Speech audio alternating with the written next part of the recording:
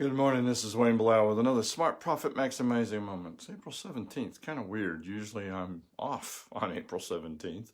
Actually, no, I'm in the middle of tax season still because they extended it and I spent 2 weeks doing PPP loans. Anyways, today I'm going to talk about some important tax breaks that are in the CARES Act. Okay, remember the CARES Act was in response to COVID-19. It's the Congress's attempt to help you and your business survive. It'll help, but it ain't going to do much. CARES Act stands for the Coronavirus Aid, Relief, and Economic Security Act, which is why we call it the CARES Act. Anyways, there's some things that need to be in there. We've been getting a lot of questions lately about that the check is in the mail. You know, as far as the $1,200 stimulus payments, okay? Understand, if you've received a direct deposit or the IRS has your bank information, you'll get it direct deposited, hopefully, assuming everything works out. If for some reason they don't have your bank information, go to irs.gov. They set up a couple links. Maybe you can get in there, maybe not.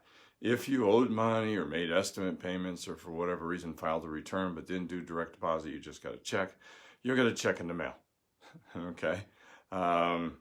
With Trump's name on it, you know, which they're making a big deal about it. Obama did the same thing when he sent money out. Bush W did the same thing when he sent money out. It's not a first. It is kind of egotistical, but you're the president, you're the president. Anyways, understand, technically the cash you receive is an advance against a refundable credit that will be calculated on the 2020 tax return, the one we're going to do a year from now in 2021, okay?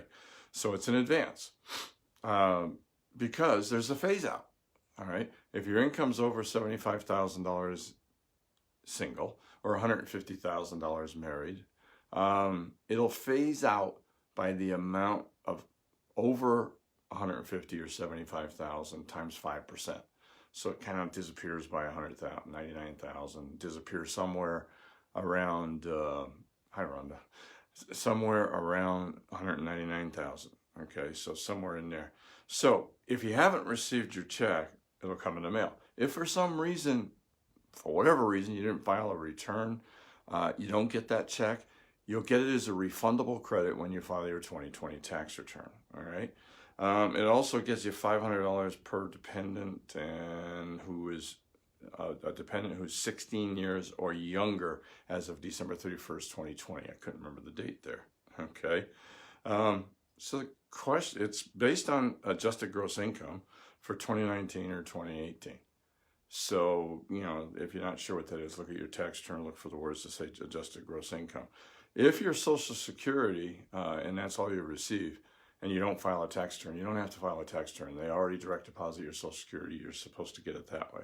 Now look, they're sending out millions of checks. Things fall through the cracks. It's why it's set up as a refundable credit on your 2020 tax return, all right? The only exception, if you owe money to the IRS, they're not going to stop it. The only exception is in the law, talks about child support payments. There we go. I knew I could find it. That's the only offset I saw. That's in the actual law, okay, is child support payments.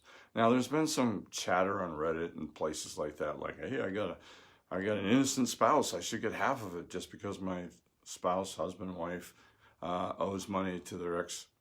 No, it's not in this law. That innocent spouse is on the tax return in the tax code. This is a totally different one. It has no such exception. If you owe money, if you're if you got back payments, I think is the way it works, you're going to lose it. And there's no redress that I see, okay? Charitable contributions is another big place they changed. Under for the tax years 2020 only, the CARES Act increases the limits on charitable contributions. It used to be that under the law for 19 and again for 2021, you had 50%, 60% limitations. For 2020, there's no limitation. I mean, if you get $100,000, you want to give $100,000, you can, all right? Corporate limitation went up from, if I can find it, 10% to 25%. So it used to be if I had a C Corp and I had 10% limit, allergies, sorry guys. Oh boy, love allergy season, don't we? Anyways, Now it goes from 10 to 25%. If I give away food inventory, that goes from 15 to 25% also. All right. Also, they added an above the line item, even if I do not itemize, which most people don't itemize anymore because the standard deduction increased to 24,000, 25,000 and some change. It goes up for inflation. I don't bother memorizing it, but it basically, you really can't itemize. Now you can take a $300 charitable deduction above the line. Doesn't mean much, truthfully. If you're in a 22% bracket, you're looking at saving 60 some odd dollars, but hey, you can buy dinner. Net operating losses. If you had net operating losses under the Tax Cuts and Job Act, which was the Trump Tax Act, let's just call it that to make it easy, in 18, you couldn't carry them back, okay? And then net operating losses now for the years 18, 19, and 20, you can now carry them back 5 years to obtain refunds of the taxes previously paid. So you can amend it and probably get some money back, okay?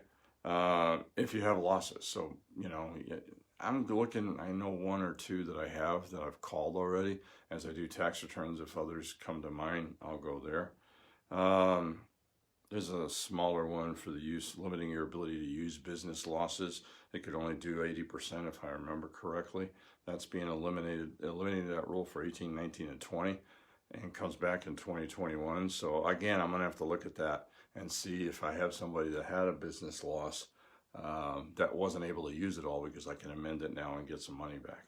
A technical correction was thrown in the bill that can be big, all right? It's qualified improvement properties. It was an error that was in there. All the other improvement properties were brought to 15 years, not 39-year property for depreciation purposes. This was corrected. So if you have qualified improvement property, in other words, you're in a lease and you improved it, I used to not be able to deduct it because if it's under 15 years, I could take 100% depreciation, or Section 179, okay? The change is retroactive to when they passed the TCJA, so January 1st, 2018. Again, you need to look at your tax returns or call your CPA if you did improvements in 18 or 19 and make sure that you don't take care of it. Look, those are some of the oddball stuff that's there. It was designed to get money quickly for some people. Tomorrow's Saturday, so it'll probably be Monday or Tuesday.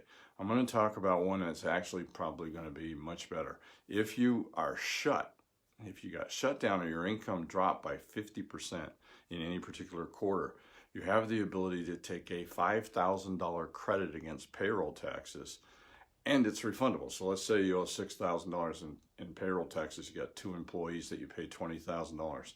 It's a little more complicated than that, and I'm going to get into the details. You get a $10,000 credit. You don't have to pay the $6,000, and you get a refund of the $4,000. So really a big thing as we get towards payroll taxes, which, by the way, for the IRS has been extended to May 15th.